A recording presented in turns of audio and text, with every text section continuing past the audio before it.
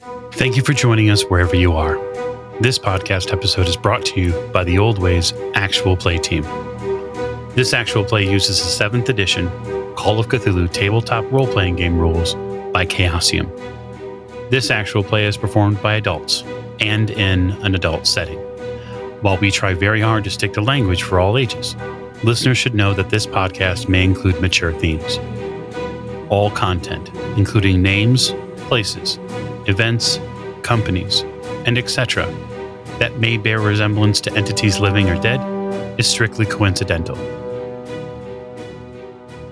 Good evening, everyone, and welcome to another episode of the Old Ways podcast. I am your keeper, Keeper Rena, and tonight we continue our adventure in the Cthulhu Dark Ages setting with Never Meet Again by Adam Gauntlet.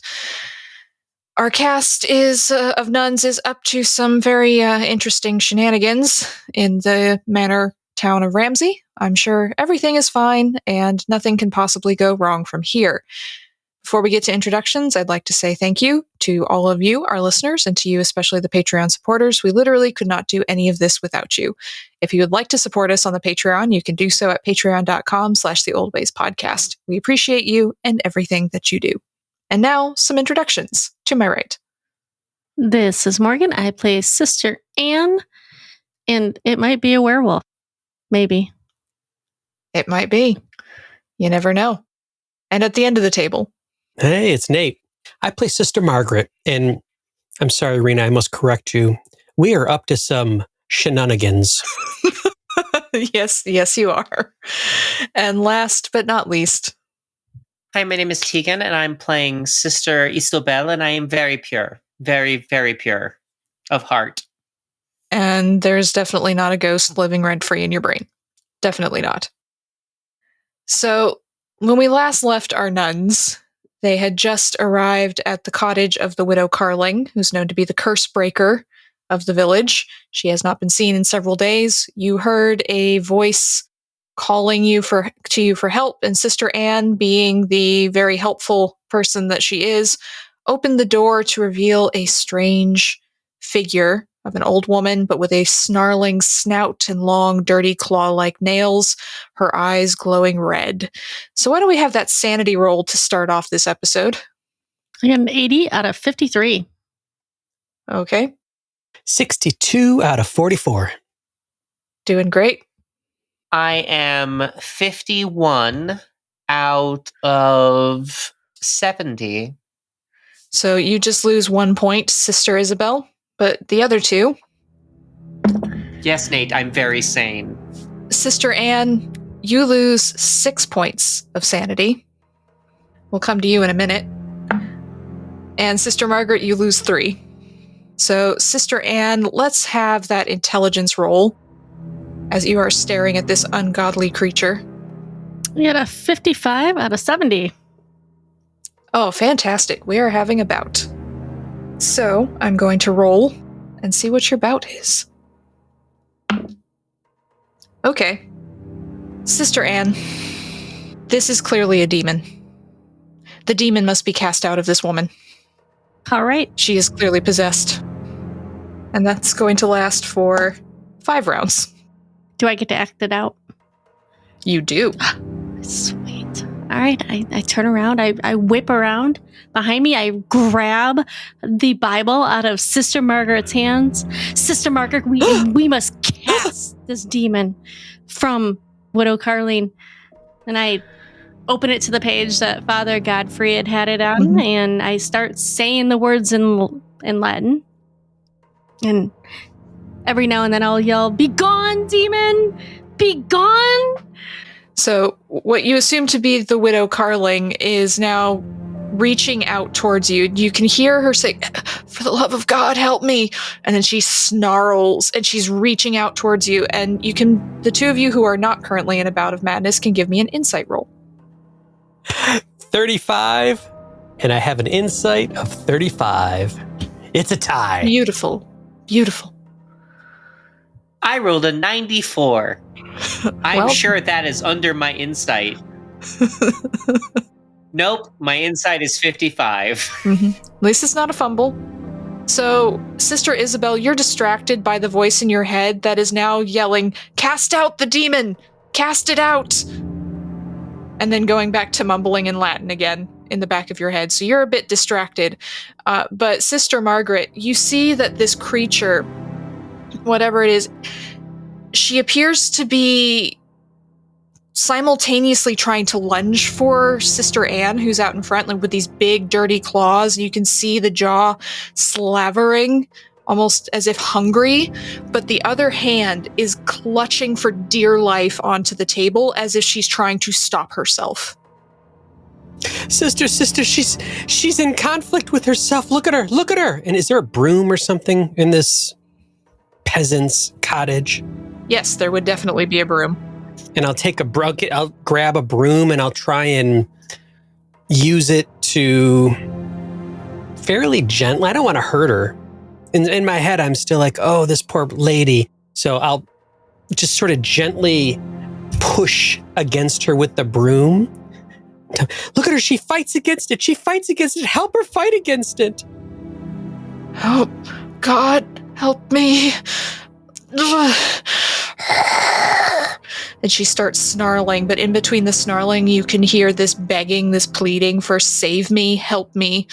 Oh, dear God. So hungry. So hungry. And her hand that is holding the table is trembling. Can I look for a weapon? Yes. Give me spot hidden. Yay. See what you can find. Okay.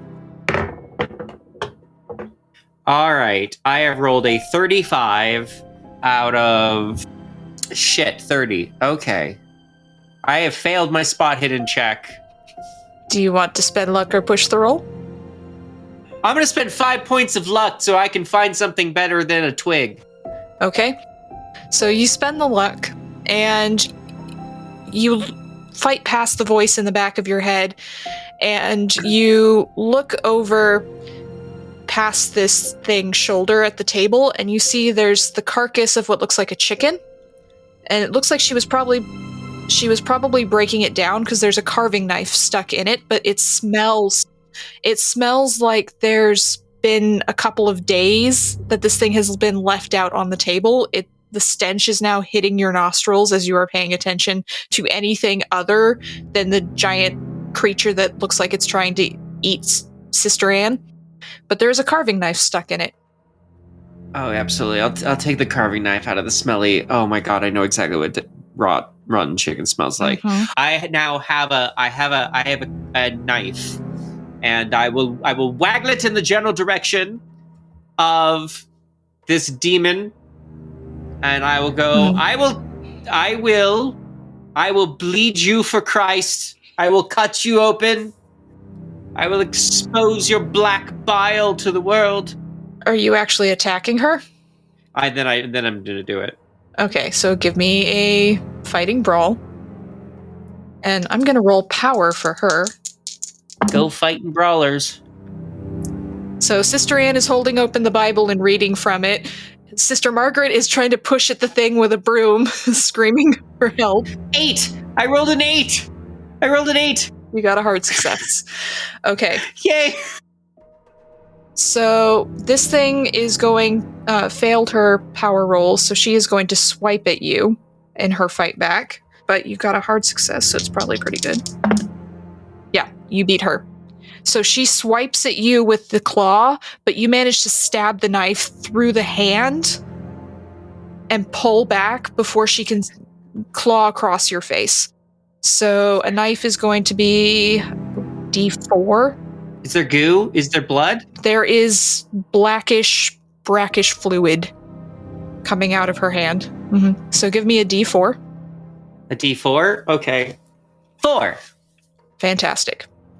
She staggers back, and you can see, all three of you can see briefly, there's a flash of humanity in her eyes.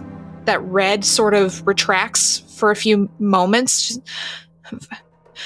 She did this to me. Oh, God, oh God, why did you let her do this to me? Oh, fight against the widow. Widow, I could see you inside. Emerge. Fight this. Sister Anne, Sister Isabel, can you see her? She's in there. We can't kill her. It would be a sin. And I'm still yelling in Latin. I command you, unclean spirit, whoever you are, along with your minions, now attacking the servant of God, to leave. I would like a power roll from you, Sister Anne, as you are attempting this exorcism. I got a 95 out of 55. Well, not a fumble. But you can see that red flash is starting to come back. As you must stop me. Stop me before... I have not eaten. I have not touched the flesh. But I don't know how long I can stop myself. Restrain me. Something, please. Dear God, I don't want to do this. I'll look for a rope or a sheet or a thing. Anything. Give me a spot hidden roll. Yeah. 84 over 55. Okay. You're looking around, but this cottage is fairly bare bones. There's a couple doors off to the right. Maybe she's got a bedroom or something back there, but you don't see a rope or anything in here. Keeper, might I push this roll? I will, of course, allow you to push the roll. How are you pushing the roll, dear sister? So I've been holding this creature back, her more vicious side, which is attempting to maul Sister Anne. As I'm doing that, I'm trying, it's sort of ineffectual as I'm looking for something to tie her down. So I think that to push this roll, I'm going to put this broom down and I'm going to advance on her, put my hands on her, and actually try to hold her back. Okay. And try and reach and look around for something else. All right, give me that push roll. And I do. Hey, 33. Fantastic. 33 under 55. You should be very glad you've passed that roll. That was a risky one. So you see behind her, you couldn't see it before until you got up super close to her. There's a basket on the chair, and it's got some apples and things in it that look fresh picked. But there is a rope attached to the handle. You could probably, if you can reach around, you can probably pull that rope free. All right. Well, then I will definitely reach around the werewolf and grab the rope and then encircle the werewolf's girth with this rope and try and restrain this peasant. So that will be what I will be working on. Okay. So give me a strength roll, and I'm going to roll power for her. Miserable failure. 72. Oh my gosh, my strength is 60? I'll spend the luck. Good idea. Very good idea. So I'm a strong nun. You're the strongest, bar none. Sorry, that was terrible. Okay, so you... That was excellent. That was not terrible. That was exceptional.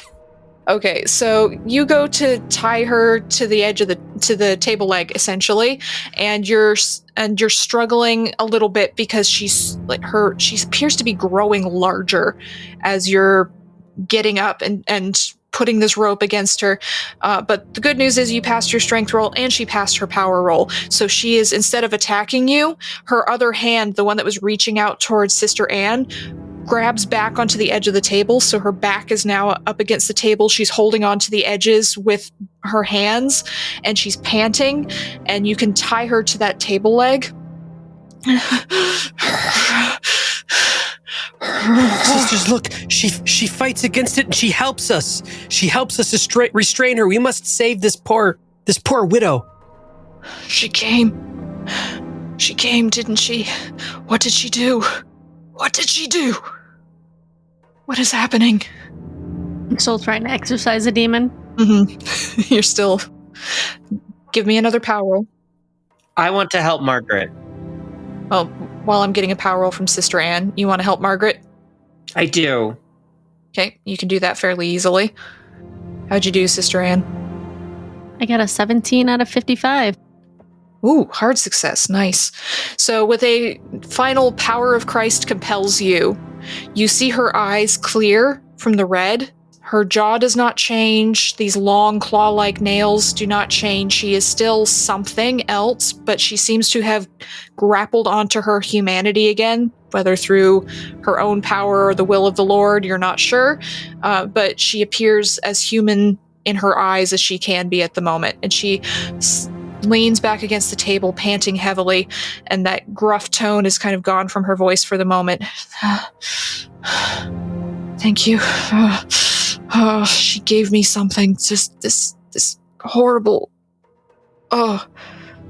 potion. Oh God, I'm so hungry. Oh God, forgive me. I'm so hungry. What is she doing in town? What has she done? She's looking at all three of you. She came for him, didn't she? Who came for him?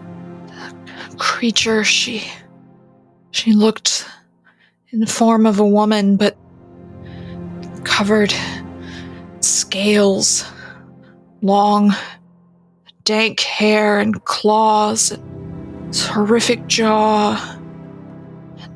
I swear I saw webbed feet. She came for him, for Frishel. She said she would take him back, and she brought her horde with her. She said he promised he would serve, and she came to fulfill that promise, and she could not have me standing in the way. I could not stop her. I could not stop her. She was stronger. So much stronger. And she taps one side of her head with one long claw, as if mentally. She wants him. I know not why she wants him, but she says he broke an oath. She brought the dead with her. Where did you see this woman at? In the woods. The claw stretches out towards the door. You can see the hand is shaking now, as if she's struggling again. The dolmen. In the woods, she came through the dolmen. She brought them with her. I was surprised. I could not. God forgive me. I could not stop her. She made me this thing. This unholy abomination. She will not stop until she has him. And you can all make me an occult roll to see if you recognize the description. I mean, I have like a ton of occult. Well, I have good news and I have bad news. Okay, so the bad news is I rolled a 78. The good news is my occult's 80. Thank you, ghost in your brain. Anyone else pass? I'm going to let Sister Isabel's amazing occult carry the day. So, Sister Isabel, it's actually thanks to the voice in the back of your head that you realize what the widow is describing, because the ghost starts muttering, the sea devil. And you remember stories that you've heard from peasants and sailors who would stop for shelter at the abbey, would tell these stories of their adventures. And there's this one creature that sailors in particular seem to fear. They call it the sea devil, and it's this massive fish-like creature with arms and legs that is said to seek out the company of humans to breed with them. And that they are powerful and strong and capable of dragging down ships, entire ships in the middle of the night. And that's what he says, and that makes sense. But something else is also striking a chord in your brain. The description of it looked kind of like a woman with this long hair and these claws, this additional sort of description.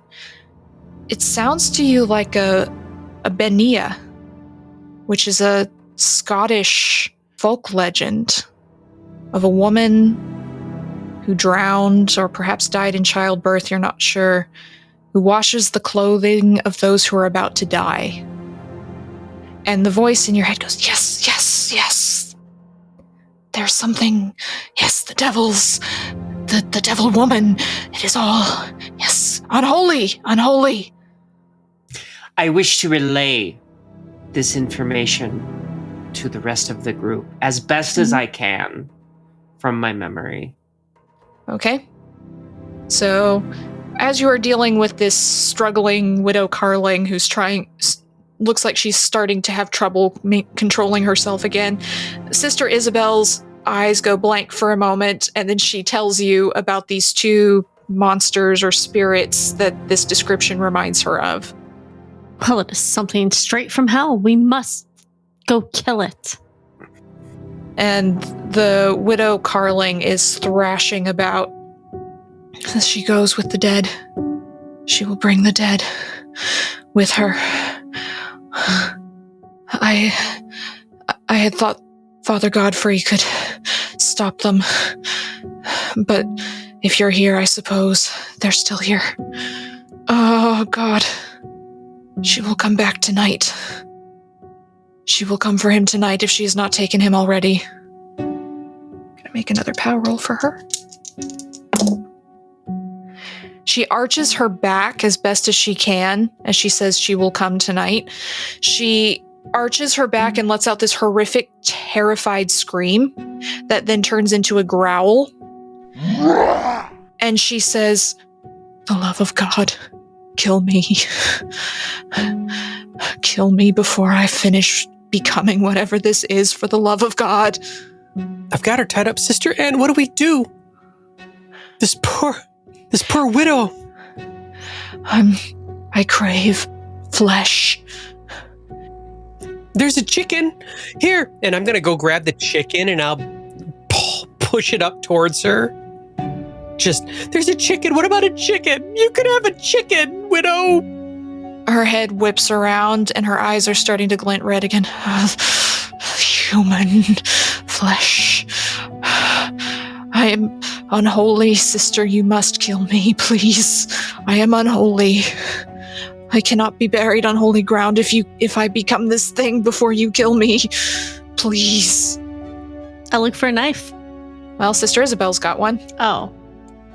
Yes, Sister Isabel. Hand me your knife. Take it out of her hands. All right, so I'm going to make one final power roll for her to see if the thing stops you. Nope. Her power's very good. So she twists her chest towards you. With your medical knowledge, Sister Anne, you're going to be able to essentially stab her through the chest. And her eyes look as the knife descends, and she lets out this as you stab her. She lets out this "thank you," and her body crumples. And you can see those strange features on her face settle, and the claws fall to the ground. You can smell the scent of death on her, but she is no longer struggling. I will, however, take a sanity roll from you for killing someone, Sister Anne. I get a 38 out of 47. All right, so you're only going to lose one. This is not a mortal sin. You can tell yourself that. This was not murder. This was something unholy, something impure that had to be dealt with, and that's what you did. Yes, and after the last draw of breath comes from Widow Carling, I'll lean down and whisper, "May God have mercy on your soul." Oh my God, we murdered her. We murdered her. Oh my God, this is a mortal sin. We murdered this widow, this innocent, converting into a thing. Oh, Sister Anne, what have we done? What are we? What are we doing here? We are warriors of God, Sister Margaret, and you need to start acting like it. I didn't want to be a warrior. It is now getting on to early afternoon. You have a dead something that used to be the Widow Carling, or was partially the Widow Carling. And in a few hours, you will begin your vigil at the church, should you still choose to do so. What would you like to do? Ooh, books. Books. Books made of paper in which we can wipe the blood off our hands onto. Murderer's blood. No, at Frijal's family. Poor Sister Margaret. So you wipe the blood off your hands, Sister Anne, and you can all make your way carefully out of the edge of the woods, feeling like something's there, something's not right here. And Sister Isabel, it's particularly unsettling for you because now you know what, or potentially what, is here, and that voice in the back of your head is now babbling even further and louder and demanding that you cast out this demon from the village and just generally being a nuisance. But you make your way back into town and you head up towards the right. You can see the dilapidated manor house further away. And then there's a small cottage that was pointed out to you as Frijal's home. And there is black draped on the door for mourning. There's the sounds of someone talking inside, sounds like a young man. And then an older woman's voice responds, someone's clearly home. If Sister Anne lets me, I would have taken back the book, the Bible. And as we're walking, I'm reading those same passages, those exorcism or those cast out passages, and just my mouth going as I'm reading along, and I'm sounding out the words as we approach this place.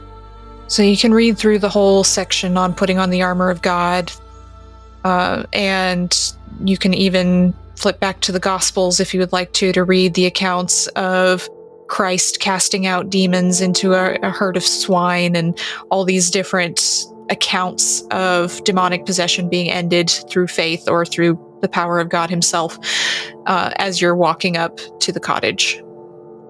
Does anyone knock? Yep, I'm going to go ahead and knock. There's a moment of quiet and as if confusion, and then the door creaks open. You see a woman who looks to be in her probably early 40s. She's got long gold hair threaded with silver that is braided back behind her shoulders, and she looks exhausted, absolutely exhausted. There's bags under her eyes. Her forehead is creased with worry. She looks like she's been crying, and she looks up at the three of you, and then she quickly bows her head and sisters, welcome to my home. I suppose you're here about Gilbride. Please come in. I am Janfled. Please. Thank you. Yes, we came to try to bless and cleanse your house and whatever belongings that of his that remain. I appreciate your godly efforts. And she gestures you inside. You see there is a teenage boy, looks to be about 15 years old, who's sitting in a corner. He's got a piece of paper that he appears to be scratching letters out on. He looks up as you come in. He's got the same golden hair as the woman does. And you see two younger boys. One of them looks to be about 11, the other one perhaps 9 or 10, and they've got little wooden swords, and they are hitting each other with them, back and forth, and Janfled looks mortified. Just, boys, please, we have holy visitors. I'm sorry, sisters. Don't. It's fine. The children need to play and pretend, and this is part of their development. This is wonderful. Don't stop them on our account. She smiles tiredly. Hengist, Alfred. And they look up and they say, "Greetings, sisters," in one voice before they go back to hitting each other with the swords. And outside with you, and shoos them out. And the older boy puts aside his paper and his quill, and he sits up. And Janflet says, my oldest son, Octa. These are the sisters, Octa, who have come to lay your father's soul to rest. How may we be of assistance in this matter? We heard that he had spent many long hours collecting books and reading, perhaps by the fire. And as you know, wherever somebody spends a significant period of time, a lot of intention and will can be placed in those objects. And so we have come to try to bless and cleanse them. All three of you can give me insight rolls. 48 out of 55. Okay. 69 out of 5. Nice. Noise. How'd you do with your insight roll, Sister Margaret? I got a 16 under 35, so I have a hard success. Nice. Okay, so as you got a regular success, Sister Isabel, I believe. With the regular success, you see that she doesn't seem super interested. Like, she just kind of gives a shrug when you mention the books and a shake of her head, like, oh, those. But Sister Margaret, you see the young man, the teenager Octa, who's looked up from his scroll, startles a little bit, and then he looks at the ground in a slightly furtive and guilty manner. Octa, my good boy, come, talk to us. We're just friendly nuns from the local nunnery. What do you know about the books that we are looking for? I saw that look upon your face. Don't worry about it. It's fine. Young boys have many looks upon their faces, and we see them all. He looks at his mother, who just shakes her head in despair that he's been called out for something. Father had many things he liked to read. The village doesn't approve of book learning. They say it's only for the priests and the holy sisters.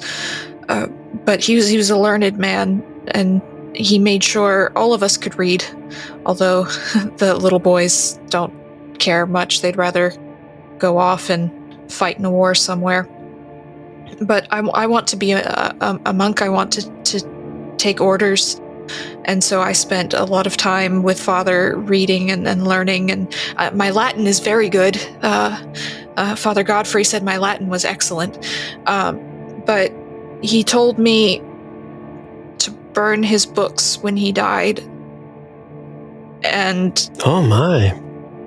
And he looks under the corner of his eyes at his mother, and I didn't do that. I'll look up at the mother. Do you know why he would have wanted to burn his books? None of us know where he came from. I'm from the village, and when he came here, must be 15, 16 years ago, he came from far away, and he brought the books with him. And he never let me touch them. Not that I can read. Reading is not my place. Dangerous things, book learning. I had no interest. I didn't think he let the boys read them, and Octa holds up his hands like, no. He didn't let me read them either. But he was so secretive, and he said they were dangerous. Oh, he sounds like a wonderful man. He's protecting you from... Yes. the dangers that might be within these books he had. He was a strong father and a good man, and very, very good protector of the village and our family, whatever his past might be. Octa, I too am really good with Latin, as you might expect.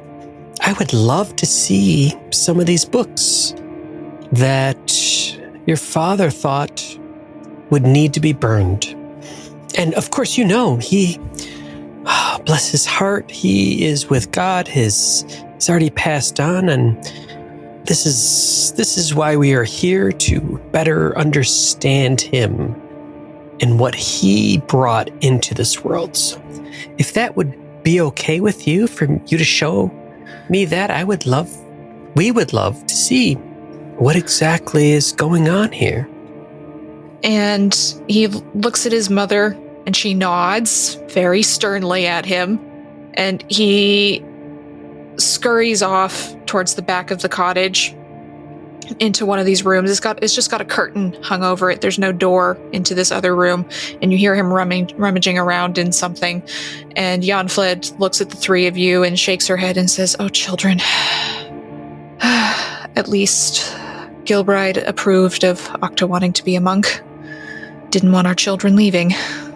I will never understand the actual experience of children, but it sure does look a mess of a life. And, ma'am, I give you all of my praises for what you must do now, raising these children without the father. Heingist says he wants to go to sea. Perhaps now he will, since his father's not here. Oh, I've never actually experienced salt water.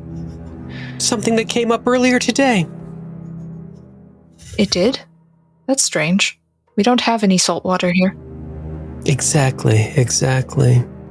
And I'm going to look at Sister Anne and just sort of give a my eyebrows will rise a little bit. No salt water here. No. Did your husband ever talk about insert name a creature here? Sounds strange. It might be one of a person or something from his homeland. It's very strange. And she shivers, and she makes the sign of the cross over herself. I don't like the sound of it. Does it have something to do with water? She looks back and forth between the two of you like she's trying to make a connection between these two conversations. Yes. He was afraid of the ocean, of the sea. Does that mean anything to you, sister? She says, looking at you, Isabel. Well, of course, the sea is a dark and foreboding place. I just wanted you to know, we've heard tales of some dark creature from beneath the waves that may have been plaguing the villages. Benia is what we have heard of.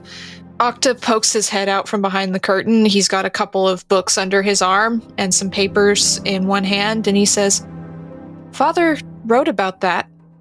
Oh, good. You should show us. He waves the papers, and his mother just looks at him, "What are you?" She doesn't say it out loud, but you get that general feeling of, "What is wrong with you, child?" And he scurries out, and he looks a little abashed, but he hands you, Sister Margaret, the books and the papers, and says, I only started reading them yesterday. I started with the papers, and I haven't read all of them. They made my head hurt. But That's probably good, child. You don't want to overexert yourself, especially on unknown and possibly dangerous materials. And I'll grab whatever he's brought, and I'll take a look. Okay. So he passes you the two tomes. One of them is a text in Latin called the Beatus Methodivo. You're not quite sure what that is. And then there's the other text, which is also in Latin, and it's what it translates to is essentially the Black Tome, which is a bit of an ominous title. What are these books bound in? What do they look like? Leather. What else would they be just bound leather? in? Just leather? Oh, okay. Pleather. I mean, you're not the medical person here, so as far as you can tell, it's just leather. I don't have enough sand left to deal with that. Saving up that sand for the end game, huh? All right. And then the papers that he hands you, there's some loose papers in very scratchy quill. They're in Gaelic, French, and Latin. All these, there's entire sentences that'll be in Latin. There's a couple that are in English. And then there's a whole paragraph that'll be in Gaelic, and then one sentence in French, and then all of a sudden he's back to Gaelic. There's a whole bunch of things going on here. But you can give me a Latin roll to read them if you would like, or at least to skim, which you can. I would. Mm-hmm. Oh, child, these papers might be beyond you. Might be something you don't want to put into your young little head. Oh, yes, 21. What was my Latin? Oh, 61.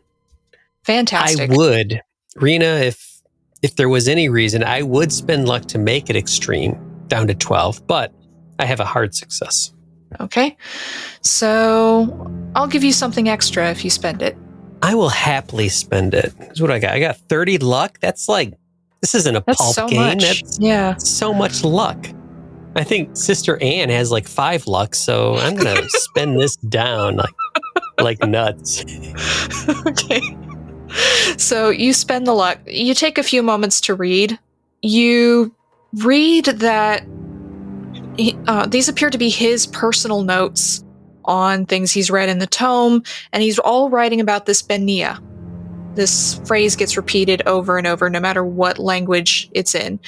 And the first skim that you do, he appears to be talking about how there's this legend that if you can capture the Benia, you can get her to give you all the information she has about dark secrets, about strange supernatural things, and that he was intending to catch her and learn everything that she could tell him. For it is well known she will tell all if a man be bold enough to wrestle her. And that perhaps strikes you slightly as remembering the story of Jacob wrestling with the angel back in the Old Testament. And just little, perhaps, demonic parallel there. He was seeking after knowledge he shouldn't be seeking. And as you're reading through and you're picking up more things, these fragments, these few sentences here and there, he writes about how his brother and 2 of his cousins drowned. And his writing becomes more erratic when he's writing about this. And he says, "It should have been me. Why would she take this from me? Why would she take them? They died in my place. She took them. I wish to God I had never laid hand on her." Well, it does sound like we may have a case of fucking around and finding out. Thou hast fucketh around, and thou hast foundeth out. So that is what you learn from his notes. You gather that one of these tomes probably has more information on this creature, likely why he kept them, but it would take you a very long time to study. So I'll shoo the child away. Thank you, child. Oh, I think you should probably practice some more of this sword's craft against your brothers, or when I'll shoo the child away so that I can relay all of this information outside of the child's earshot. But I will happily recount this within the wife's earshot if she wants to stay. I'm not going to try and shield her. It was her husband, after all. It's definitely disturbing, and she crosses herself again. She's been crossing herself quite a bit over this entire afternoon's conversation. But can you free his soul from this creature so that he may, if not heaven to purgatory? Was there anything in the books about how others have captured her or tried to capture her? I don't know. Are we looking in one of the strange tomes, Sister Margaret? Oh, I'm going all in on this stuff. Heck yeah. I spent my luck. I got my extreme. I'm opening my mind's eye wide to the glories of these All right, so you open the black tome and start flicking through to see what you can pick up about perhaps what might stop this creature or how you can capture her. And why don't you give me a POW roll? 43. Let me find my POW. Haha, 45. 2 under my POW. And now you're going to roll sanity for me. Damn it. I thought I'd gotten away from your trap. Oh no. 50. Oh no, rolled 50 over 41. 50 over 41. Okay. So, let me roll your sand loss here. You lose 3 points of sand. As these strange images begin filtering into your brain as you are flicking through this book, there are horrific drawings, nothing so beautiful and delicate as the illuminations you make in scrolls and manuscripts back at the convent, nothing like the beauty of what is displayed in this Bible that you were holding. These are demonic, depicting acts that are unnatural, and they burn themselves into your brain. But you do manage to find some pieces on the Benia, and this is why passing the POW roll was a good thing in one way. You learn that the way to capture her and learn things from her is to essentially wrestle with her. If you can lay hold of her and you can prevent her from escaping your grasp, then you can make a demand of her. And if you wish, you can ask her to reveal what she knows. But you also learn she's weaker on holy ground, on consecrated ground. Like many demonic creatures, she is worse off on holy ground and may have difficulty entering the church. The text is unclear as to whether or not she is kept out of the church completely, although the fact that there's 2 bodies in the church may indicate she can, but she's much, much weaker and therefore should be easier to fight. She's also psychically very strong, but she can potentially be fought through the power of the Lord. Well, hallelujah. Let's go hunt her down. And I'm relaying all of this as I'm doing my translations. I'm deep into the Black Tome, and I think my right hand has gone to my forearm on my left. And as I'm reading some more and translating some more of these thicker, more esoteric paragraphs, I'm digging my fingernails in. And when I'm done reading this, my right hand is just bloody from the marks and the furrows that I've pulled up out of my own left forearm as I've been reading this. And I recall back to, I have a nervous tick when I'm illuminating that is just sort of a light touch. And this is not a light touch. I have dug in, and reading this and recounting this has impacted poor Sister Margaret for sure. Eonfled looks confused and says, so sisters, you can save him from this foul creature, yes? Through the power of the Lord? Yes. Sister Isabel, you hear in the back of your head, be strong in the Lord and in the power of his might. I'm going to repeat that to everybody around me. I'm just going to be like, yeah, be strong in the power of our Lord and in his might and everything. I want to sound exactly as convincing as Sister Anne when it was like, we can save the soul of your departed husband. Yeah. What's the plan? Are we going to lure this evil being, Satan's spawn, Beelzebub's babe, to the church?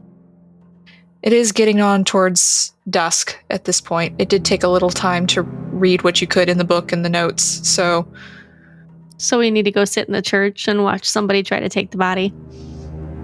I feel like that's what the keeper's saying. You don't have to. That's what we planned on doing from the beginning. That's true. That was our mission. Eonfled offers to pack up an evening meal for you and send some candles should you need some extra light in the church. Because there will be some candles there, but more can't possibly hurt. More candles. So you head off back to the church. And the thing you notice as you're going back towards the church now that the sun is setting is that there is no one out on the streets. There's no chickens running around, no small children playing, no one watching you with curiosity as you make your way to the church. It feels empty. You might catch the occasional glimpse of just a flick of a curtain at a window and then close, but everyone has deserted the streets as you make your way back towards the church. When you make your way inside, you trudge through the cemetery back up into the church itself. It's eerier now that the sun is setting. Light coming through the windows is harsh to your eyes instead of comforting. No soft sunset glow. It's colder in here now, without the warmth of the midday sun. The bodies are lying on their slabs. It doesn't smell of death, it just smells of salt. What do you do to set up for your evening? Yeah, do you want to, should we bar the door? Do we want the thing to come through the door?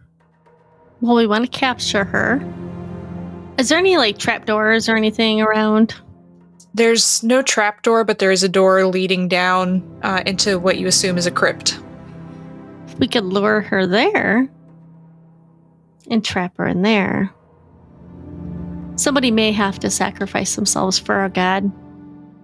Well, surely all of us would love to do that. We should draw straws. No. There's got to be a way for all three of us to live. Is there do they do torches or anything?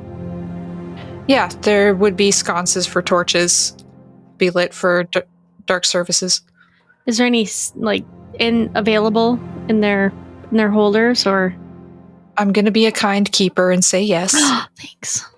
Is there any holy oil around? Okay, that's a group luck roll. I got this. Hold on. Let's see. We gotta roll under 20. All right. Fuck, 24. So close. So close and still so far. So there is regular oil. There is no holy oil, and you would need a priest to be able to bless it, because being nuns, you don't have the power to bless things. It's because we're women. It's because you're women. No power. No, we're cursed with original sin. Sure, I'll pour some of the oil on the torch and try to light it. Yep, you can get the torches lit. As you light the torches, the moonlight of the rising moon becomes apparent as it streams in through the windows, casting an eerie glow over the stones and on your pale faces. And there is a loud moan, and then a who's there? And it appears to be coming from the corpse of Frigel. Okay, I'm gonna go rush over to that body. His eyes are still open, as they were when you came in earlier this morning. He's not moving, but he appears to almost look at you. You see the eyes move slightly. Why are you here? Where am I? Oh god, he's not dead. He's not dead. Oh, he's asking questions. I am dead. And he starts babbling something in a language you don't understand. Oh, well, I don't understand this language. The other two of you hear this, by the way. You're in the same room. You can't miss it. I think we should go back to putting stones in his mouth and wrapping him in chains. Do we understand the language, or it's... To you, Sister Margaret, it sounds like Gaelic. And then he's speaking in what sounds like French. And now he's in Latin. And then he switches back into English. Just talking, babbling on about the dark and the waves. And she is coming. Who are you? What do you want? Frigil, did you... Oh, you poor man. Did you wrestle with her? Did you hold her down? Did you succeed? Yes. May God forgive me. Fragile, my poor boy. Why is it you can't die? Is this what you won? Is this what it grants you? This undying life? She told me everything I asked for, and I wish to God she had not. I know what sleeps beneath the oceans, what crawls out of the sea to breed with man, and why they do so. There will come a day when men rue their ignorance, for it shall mean the downfall of the kingdoms of man and more besides. Heaven itself shall be rent asunder. O God in heaven, she will not let me die. I wish to. She will not let me. Oh, sisters, it's so horrible. Sisters, this poor man. I think at this point I'd like a sanity roll for the talking to a dead man thing. Is that both of us, or? That's all three of you. Oh, because you can all hear the corpse talking. I did pass this one. Oh. 8. Okay. Ooh. How'd you do, Sister Anne? I get a 93 out of 46. Okay, so if you passed, you only lose 1. And Sister Anne, you are going to lose 3. I am 1 away from indefinite. She would not let me. I tried mortal sin to end things from what I know. I cannot, and she would not let me. She drowned them instead. Their deaths are on my soul. There will be no heaven for me. He's not moving at all, it's just his voice coming from his body. Oh, his lips aren't moving either? Nope. Oh, hell. You see, his soul is stuck in this body and can't pass on. So, Sister Isabel, I'd like you to make me a power roll. I have managed to roll a 2. Fantastic, you win. So you you hear the voice in the back of your head, and you start to feel something struggling. You feel your hands moving, and your mouth opens of its own volition as if to speak, and you wrest control of your body back from this spirit.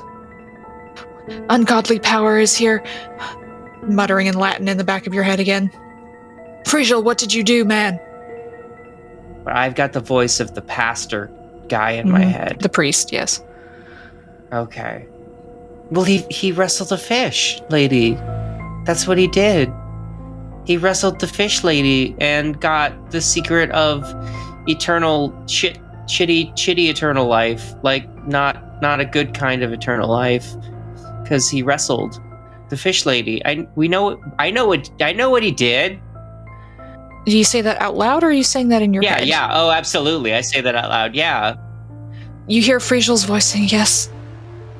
I fled her. I thought she couldn't find me here. But when I died, she trapped my soul. I have fought her these 3 nights. But I fear... And you hear a groan. I can't move my body. I fear this is the end for me. Unless you can save me from her. She will take me. Oh, I don't know. I mean, honestly, if she takes you, then the town doesn't have to worry about you flopping around and walking around at night. Or if she doesn't take you, then maybe you can finally die and pass on.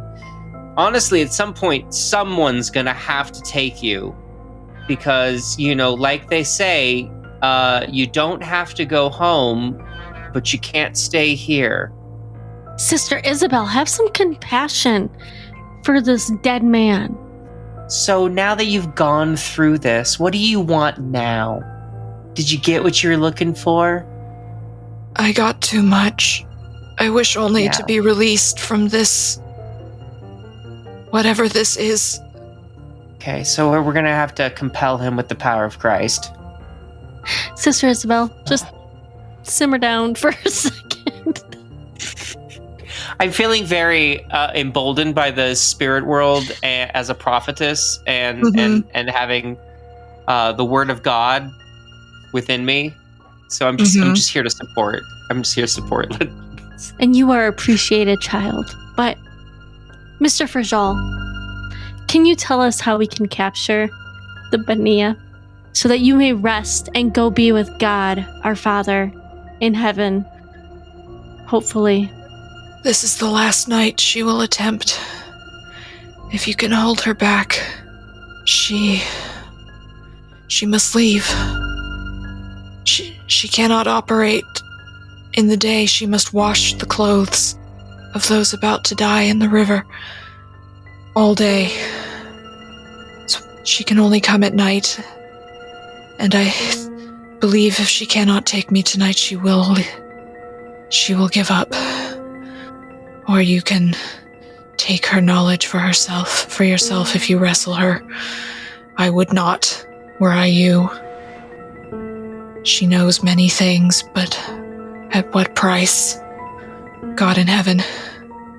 So should we hide you somewhere? So it's harder to reach you? Because I feel like on the slab here, you are open season. Perhaps she was not able to enter the church the last 3 nights. I don't know if she will be able to this evening. I pray not, but I don't know if God hears my prayers anymore. He hears your prayers, child. That's why we are here. You can all give me listen rolls. 47 out of 55. I got a 47 too. We're twinsies out of 45. Morgan, or Sister Anne, did you get a 47? I did not. I got a 63 out of 25. So, Sister Isabel, you're the only one who hears this. You hear what sounds like unshod horses' hooves clipping their way up through the cemetery, and you hear the shuffling of many feet. Yeah, that doesn't sound like sloppy fish sounds. Okay. Someone is here. Many someones. Sister, don't you... It sounds like, yeah. Why is there so many? Is this the town? It's the town coming. We should get him into the crypt like he said. Maybe it's a trick. It's a trick from this infernal force. No, I agree. We should get him into the crypt. Let's do that. Okay, so you start carrying the body into the crypt if someone else helps. I got a strength 60 and a size 65. Maybe I'll just carry this whole fool with me, just alone. Okay, so you carry him on your own because you are a big, strong woman and you are able to do so. You don't need no man. Big, strong nun. I don't need no other nun. I don't need nuns need to be helping me. Nuns. Just me. All that nonsense. All right, so you pick up Frigel's body and you carry him, and he's now babbling in French and then in Gaelic. His mind seems to be wandering as you carry him down into the crypt. The crypt is cold and dark, as you would expect. There are multiple coffins laid out, essentially these stone coffins for the wealthy who've been buried here before, previous priests, but also lords of the manor and whoever else might be buried down here. Not that you need to know that. And you can lay Frigel out somewhere on the ground, or you can lay him on top of one of these coffins. Probably a coffin would be better, considering sanctity of a corpse. But you can lay him out, safe for the moment from whatever's happening upstairs. What are the other two of you doing? Isabel pointed out the noises, so now you can hear them. Sister Anne, Sister Margaret has taken Frigel's corpse downstairs into the crypt. Yeah, I am going to try to push some. If there's chairs strewn about, I will go try to push them up against the doors to the church to hopefully hold them back just a minute. The two of you start going to move some of these pews. The problem is they're heavy, very heavy, and Sister Margaret, who's the strongest one of the three of you, is downstairs at the moment. And before you can maneuver one of these into position across the stone floor, the door starts to creak open. And you see silhouetted in the moonlight are 3 corpses. They're dressed in rags. Their these rags are hanging off them. There's dirt all over their bodies. They look like they've just perhaps climbed out of their graves. Their heads are lolling off to the side as if they have poor control over their bodies, but they have pushed these doors open. And you can see past them are 3 older looking corpses. These look more animated. They look like they've been dead for a lot longer, but they move with more agility than the 3 who are pushing open the door. And you see a massive horse, black horse with gleaming red eyes, and a saddle and bridle made of iron. And seated on that saddle is the creature described to you by the widow Carling. This woman with the scales of a fish, long, lank, black hair, webbed feet and hands. You can see her hands grasping the reins and the webbing between them. And you can see this cold hunger in her fishy eyes. Sand roll for the 2 of you. Aren't you glad you're not up here, Sister Margaret? 9 to 3. Okay. Over 68. How'd you do, Sister Anne? I got a 1 out of 43. Okay, critical success. So take an immediate 5 points of luck. Take just 1 point of sanity loss with that critical. And Sister Isabel, you're going to lose 5. Oh. Give me that intelligence roll as your mind struggles to grasp what is happening. Luckily, my intelligence is subpar. Shit. Yes. I've had one bright thought in this dim little head, and I have rolled a 32 under a 45 intelligence. So, your mind grasps how unnatural and unholy this is. And I'm actually going to do a custom thing here for your bout, which is that the voice, Godfrey, in the back of your head is going to make a power roll. And in your bout, you do not get to contest this. This is essentially going to be a bout of violence, which is what I rolled. But it's not you. Good. It is not you attacking. It is Godfrey who takes control of your limbs and starts running towards the zombies. And he is screaming for the glory of God in the back of your head.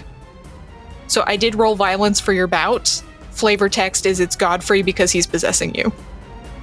That's fine. He chose the worst body for this. I have a strength of 35. Like, my damage bonus is -1. Here's how we're going to do this. So the creature comes riding up, and you can see the 2 of you who are here. She looks surprised to see the 2 of you there. You can see a genuine look of surprise on this fish woman's face. And she looks past you towards the slab, and she looks back at you and says, "Where is Frajal? Give him to me." Why, Frajal has gone home to our Lord. His soul is owed to me. He is an oath breaker. You can't have him. Why would you protect someone such as him? Oathbreaker, kinslayer, mortal sin upon his soul. Everybody makes mistakes. Oh, fantastic. You will not give him to me? No, and you will leave from this place. Now, you foul beast. She raises her hand, and the 3 older-looking zombies, the more dexterous-looking ones, start shambling forward. It is now your turn, Sister Margaret. You went down into the crypt with Frajal. You hear some noise upstairs. I'll just bounce upstairs and I'll throw open the door and say, "Sisters, I've placed the..." Ah! As I see a fish creature upon a horse and zombies have invaded the frickin' church. Yep. Give me that sand roll. Oh no, 92. What am I at? Oh no, my sanity's 37. 90, well, no, that's fine, but still, 92. Well, your sanity's now 32 as you lose 5 points of sand. That's not great, because I needed to lose 0 to not be indefinitely insane. But I've instead lost 5. So you're going to have a break with reality, essentially.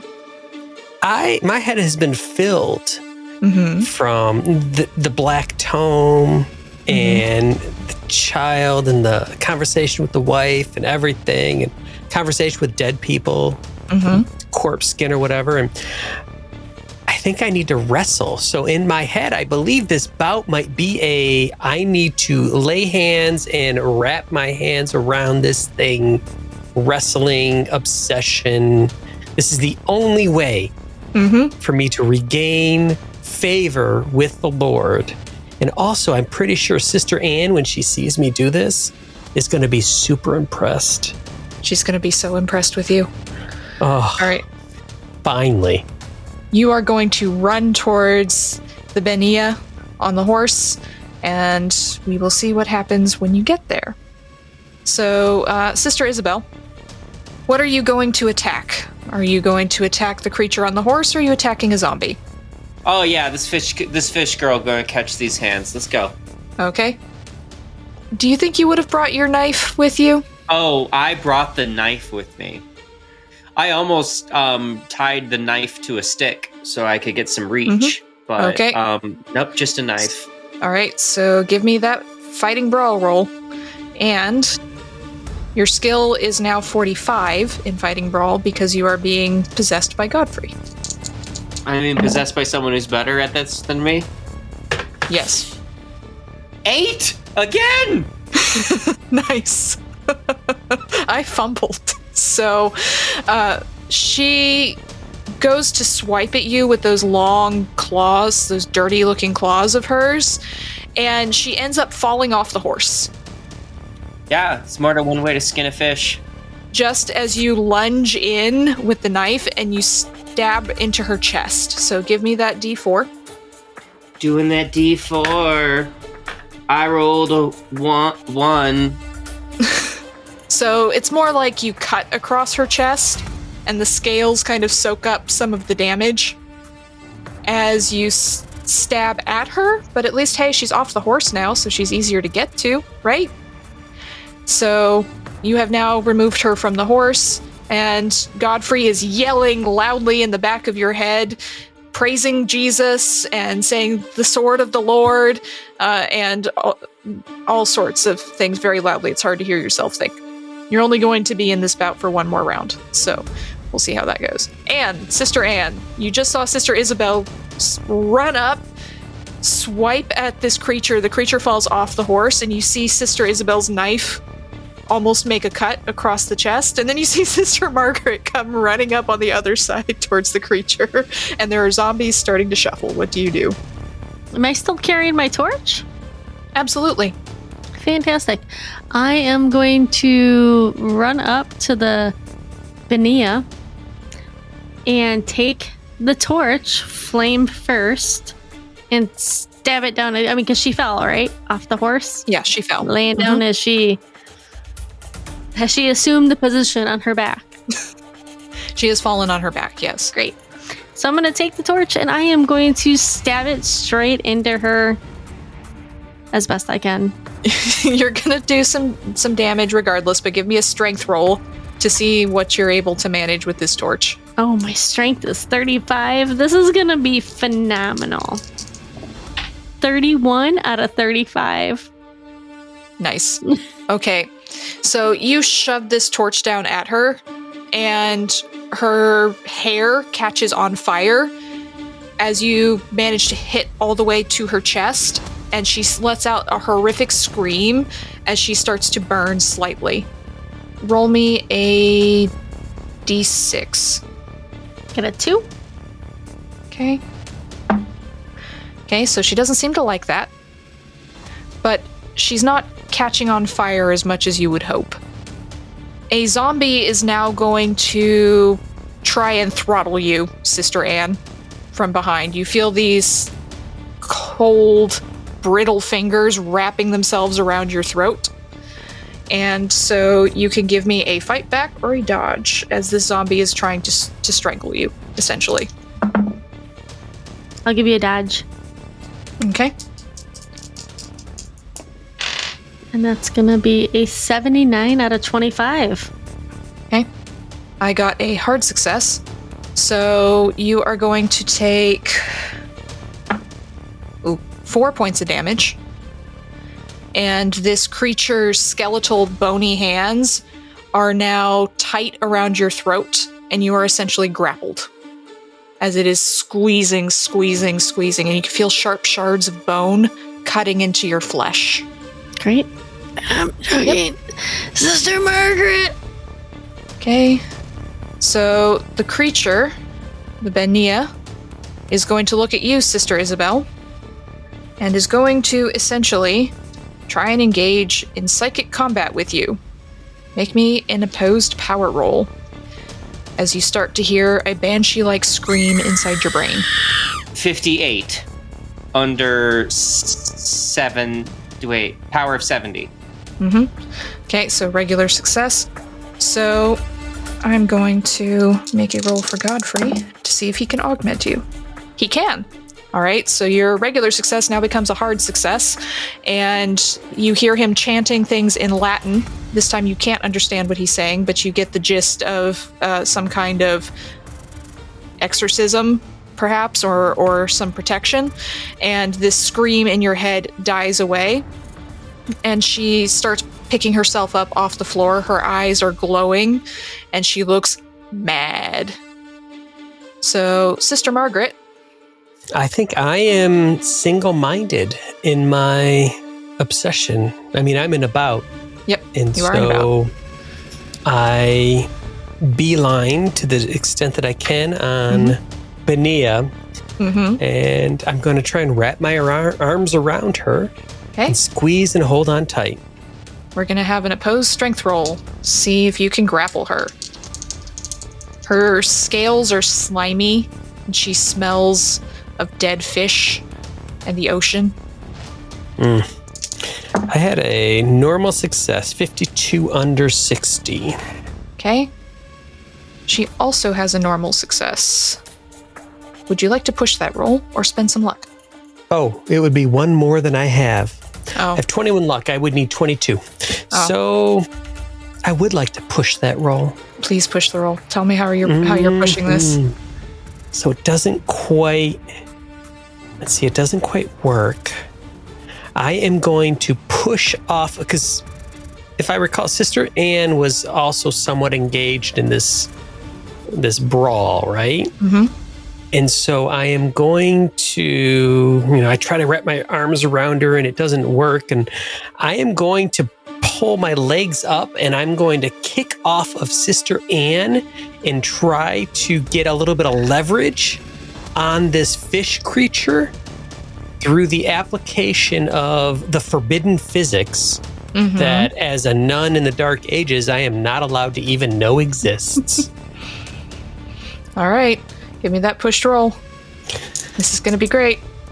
Here we go. 43 out of 60. Still a normal success. Oh. Okay. So as you go to kick off of Sister Anne, the problem is there is not enough grip on the floor for your other leg. And so you go to kick off Sister Anne, you slip, you fall, and your head cracks back onto the pavement. And she is going to essentially put one of those massive webbed feet on your chest to hold you there. And you're going to take 2 points of damage from cracking your head on the paving stone. I'm seeing stars. Give me Frigel and I will leave you alone. It is only him I seek. Sister Isabel, you are out of your bout, You have control of your body again. There is a zombie that's holding on to Sister Anne and strangling her. Sister Margaret is being pinned to the floor by the Benia. And there is a skeletal horse. Looks like it's breathing smoke at the moment. Well, then I'm about to save you from a fish apocalypse, and I'm gonna bring this knife to bear on that scaly hide. Okay. So give me the fighting brawl. She's gonna fight back. 18. All right, is that a hard success? It's under half. Okay, so you win. So roll your d4 damage. Gonna take a chunk. Gonna make some sushi. It's a 1. Okay, so you go to slice this essentially across her chest again. You lunge forward, and it does not seem to bother her in the slightest. You just hear clink, clink, clink, clink as it hits across her scales. Sister Anne, you are being strangled. If you would like to break out of this, you're going to make me an opposed strength roll. I sure do want to break out of this. I would hope so. And I'm totally not going to with my 98 out of 35. That is a fumble. So you're going to take max damage from this thing strangling you because the thing is you attempt to break out, but the problem is you end up pushing your throat further into those bony fingers. So you are going to take 5 points of damage. That puts me at 0. Give me a con roll. Ooh, I got an 18 out of 45. Hey, you are still conscious somehow, Whoa. which is probably a good thing for you. So you are not doing super well as you are still being strangled by this thing. All right. And it's now its turn. So you can give me a fighting brawl or a fight back since you're still conscious, but it's going to have advantage because it's grappled you. Good luck. I got a 55 out of 25. All right, and I got a hard success, so you are going to take a further 5 points of damage. Ooh, that puts me at a -5. The rest of you see these skeletal hands creak and crack, and then you hear a horrible crunching sound as Sister Anne's body goes limp. And the skeleton unceremoniously drops her to the ground. It is now the creature's turn.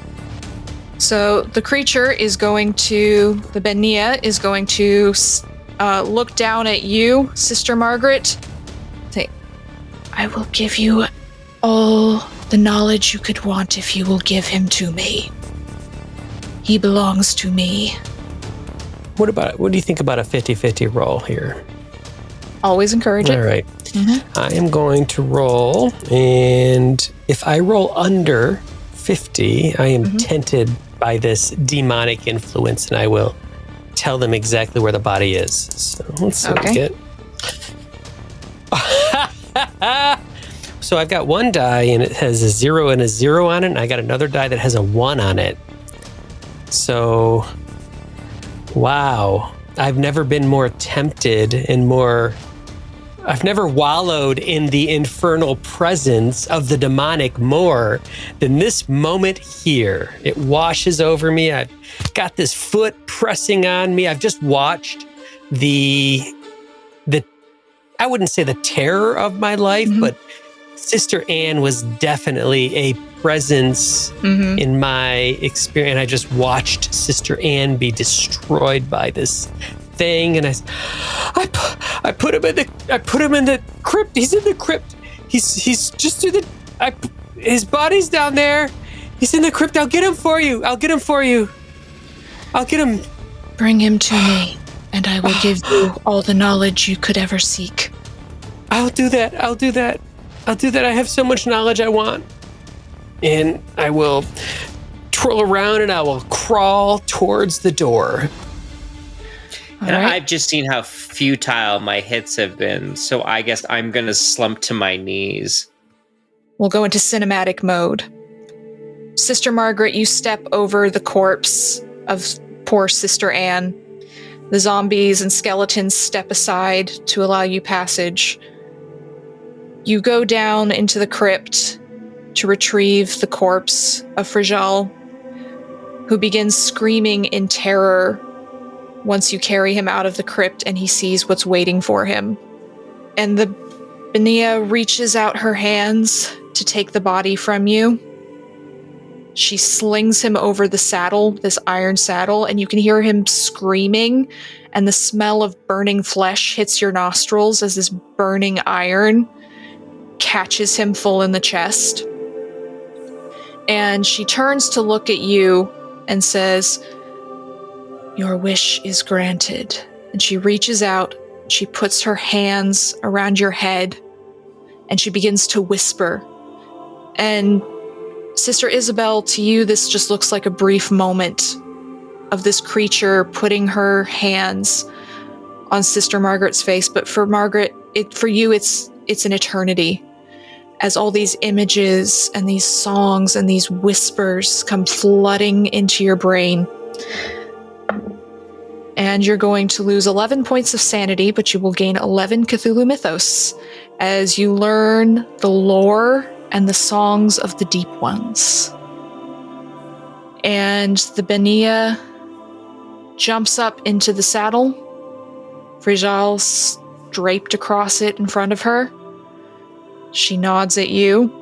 She laughs at you, Sister Isabel, just this deep chuckle. And she turns and she rides away out of the cemetery. You can see she slows down slightly going through the consecrated ground. And then she makes it out.